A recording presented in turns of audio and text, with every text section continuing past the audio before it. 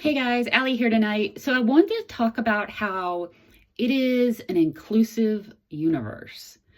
And I'll go into describing that. When I say universe, I mean all that is.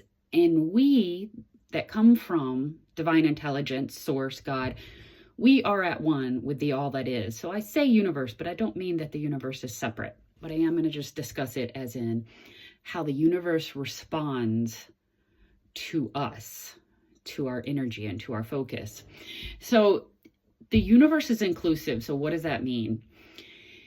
Anything that you focus on, put your awareness on, anything that you put your energy on, the universe says yes. It says yes to more of that. So anytime you are focusing on something or wherever you have your awareness, that's why it's always, always, always so key to know and be observing of what you are focused on and where you're putting your energy. The universe is like saying, yes, I will give you more of that. So even if we're saying, oh, I have bills and I want money to pay them, but I don't have the money to pay them, the universe is just saying yes to everything that we identify with. Anything that we identify with and we focus on and we put in the state that we inhabit, it just says yes, more and more of that. It doesn't distinguish between, oh, they want more of this, but they don't want more of that. The sole thing that connects you with the universe is the state that you inhabit, the energy that you're inhabiting. So if you're coming from a place of lack and you're wanting more, well, the universe just knows that you're identified with lack. You might want more, but you're identified with lack. And it's going to keep giving you more lack, and it's going to keep making it where you want more. That is what you're going to get, because that is who you're being. So, and I say this in like almost every video, always, always key. The biggest thing that we can do is to be aware of our state, to be aware of what we are focused on, to know how we are identifying with situations. Are we identifying with abundance? Are we identifying with lack? Are we coming from fear? Are we coming from love and trust? So all these things are what's so important. And I talked about our inner states last night, because that makes up everything in terms of what you will continue to see unfold in your life.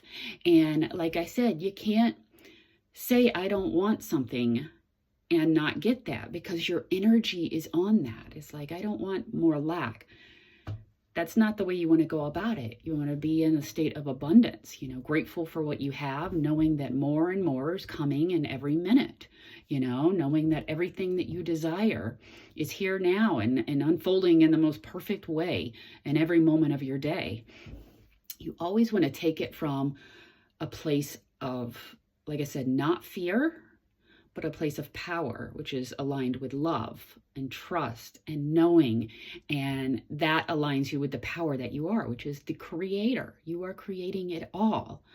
So, and I know a lot of people have heard this quote, or it's not a quote, but about Mother Teresa, where she said something to this effect of, yeah, I won't go to a war rally.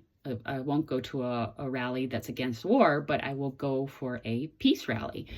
Because she understood where you put your focus is what you get more of. If we put our focuses on things that we don't want, and so many people will do that today in society and stuff, they will rail against what they don't want and want something else. But the way they're directing their energy isn't manifesting what they want.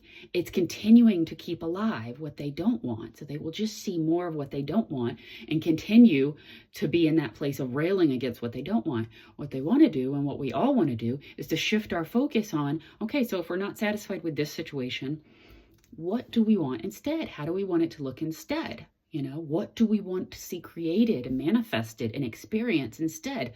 That's where we want to have our focus. Don't keep giving energy to things that no longer, that don't serve you and that you don't want to experience.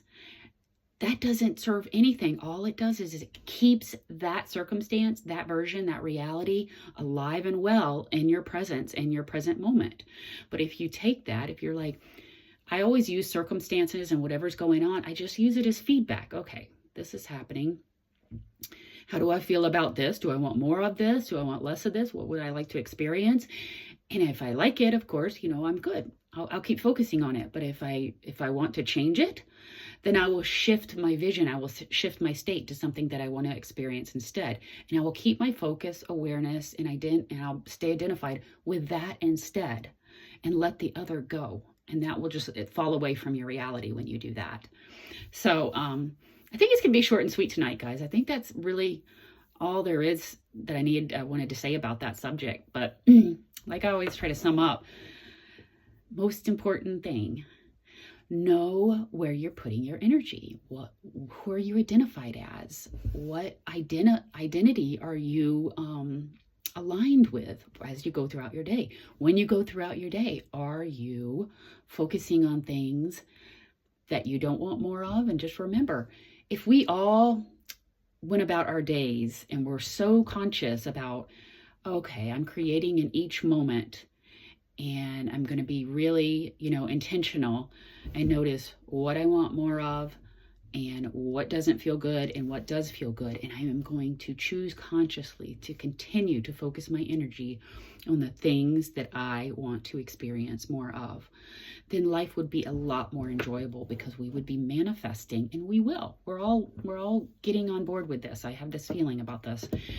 We will all start to manifest more of the things that we want instead of being in realities that aren't satisfying and that we want to change and that we no longer identify with. So, okay, guys, well, that's it for tonight. I hope everybody has a lovely Saturday night or Sunday morning, excuse me, and I will be back on tomorrow. Bye, guys.